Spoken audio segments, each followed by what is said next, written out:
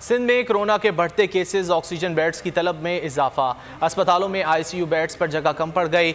Infectious disease अस्पताल, expo field isolation centre और Indus अस्पताल में जगह खत्म हो गई।